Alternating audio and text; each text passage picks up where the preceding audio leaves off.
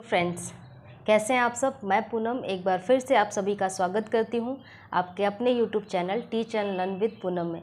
जैसा कि आप सभी को पता है कि बीपीएससी के थ्रू जो बिहार शिक्षक भर्ती का फॉर्म रिलीज़ हुआ था उसका एग्ज़ाम हो चुका है और आंसर की भी रिलीज़ कर दी गई है। तो मैं आप लोगों के साथ ये वीडियो इस पर्पज़ से बना रही हूँ कि कट ऑफ लगभग कितनी जा सकती है और किस कट ऑफ पे आप सेफ फील कर सकते हैं और एग्ज़ाम कैसा था और मैंने एग्ज़ाम दिया या नहीं दिया। तो सबसे पहले बात कर लेते हैं कि मैंने एग्ज़ाम दिया या नहीं दिया।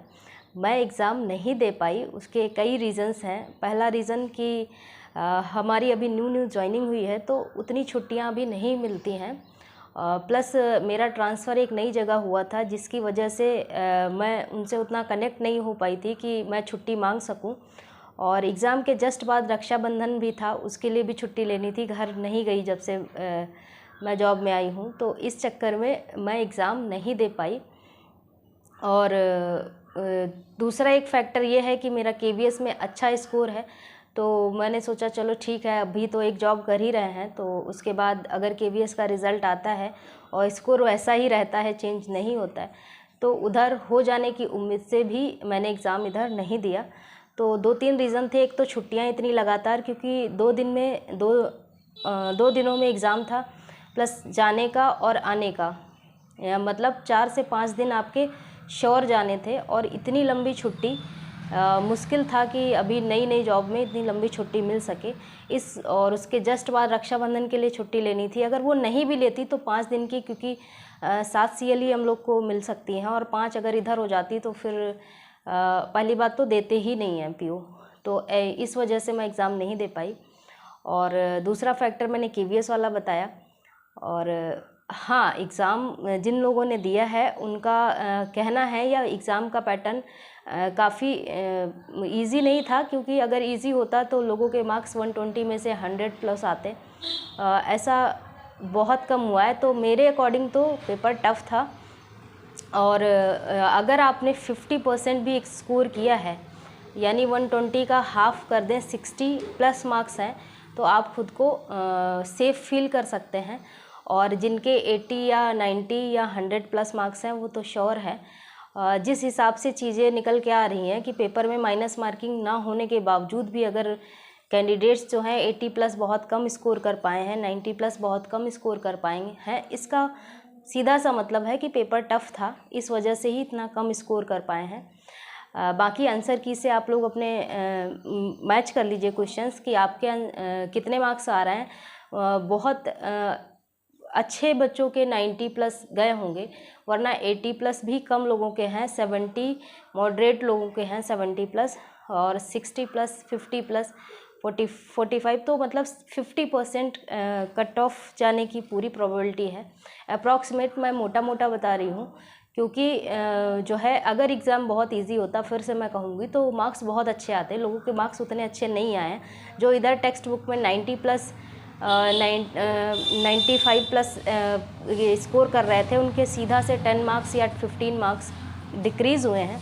इसका मतलब है कि पेपर उतना भी इजी नहीं आया है। और आप लोगों को पता होगा जो टेक्स्ट बुक का टेस्ट देता होगा कि टेक्स्ट बुक बिल्कुल नियर अबाउट पेपर बनाती है, उतना इजी पेपर नहीं बनाती है। इजी टू मॉडरेट भी नहीं कहेंगे, मॉडरेट टू टफ लेवल का पेपर बनाती है, बिल्कुल एग्जैक्टली जैसा एग्ज़ाम में आता है।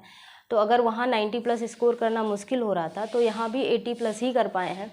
इसका मतलब है कि पेपर उतना ईजी नहीं था। तो आप लोग अपने अपने मार्क्स ज़रूर शेयर करिएगा।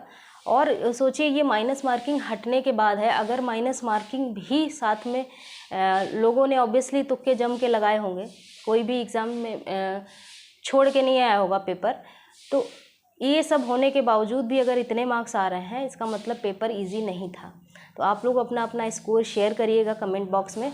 और केवीएस के रिगार्डिंग मैं बात कर लूँ थोड़ी सी, तो केवीएस का रिज़ल्ट बहुत जल्द आने वाला है, कभी भी आ सकता है। और मुझे पता है कि आफ्टर रिज़ल्ट वो इंटरव्यू के लिए इतना टाइम नहीं देंगे, बल्कि ये एक बहुत गलत बात है। ऐसे ही एग्ज़ाम में भी हुआ था कि आप एग्ज़ाम तो इतनी जल्दी ले लिए थे, उसके बाद रिज़ल्ट में इतना डिले।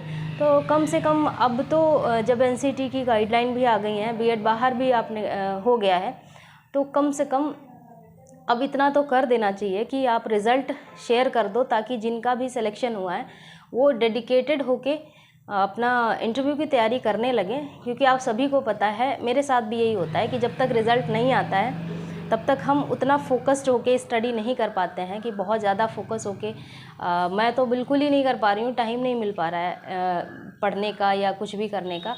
फिर भी मैं टाइम निकाल लूँगी अगर रिज़ल्ट आ जाता है तो। अगर मैं अपना नाम देखती हूँ, अपने स्कोर देखती हूँ, तो वो अंदर से एक अजीब सा मोटिवेशन आता है, उसके बाद ही इंसान पढ़ना शुरू करता है अच्छे से। तो मुझे उम्मीद है, लेकिन सितंबर में कभी भी रिज़ल्ट आ सकता है, और रिज़ल्ट के बाद बहुत ज़्यादा टाइम नहीं देंगे इंटरव्यू के लिए, फटाफट इंटरव्यू कंडक्ट कर देंगे। तो आप लोग KVS के इंटरव्यू की तैयारी में जुट जाइए एकदम, क्योंकि रिज़ल्ट किसी भी दिन टपक सकता है और उसके बाद टाइम नहीं दिया जाएगा। तो आप लोग अपना स्कोर शेयर करिएगा BPSC के थ्रू बिहार शिक्षक भर्ती में जितने मार्क्स आए हैं वो, और आप अपना इंटरव्यू की तैयारी शुरू कर दीजिए। रिज़ल्ट बहुत जल्द सितंबर में मुझे पूरी संभावनाएं हैं कि आ जाएगा। अगर आप लोगों को कोई डाउट हो तो प्लीज़ वीडियो के कमेंट बॉक्स में कमेंट करके ज़रूर बताइएगा। वीडियो अच्छी लगी हो तो प्लीज़ वीडियो को लाइक करिएगा, शेयर करिए। चैनल को अभी तक सब्सक्राइब ना किया हो तो चैनल को सब्सक्राइब कर लीजिए। मिलते हैं नेक्स्ट वीडियो में, तब तक के लिए बाय बाय, टेक केयर।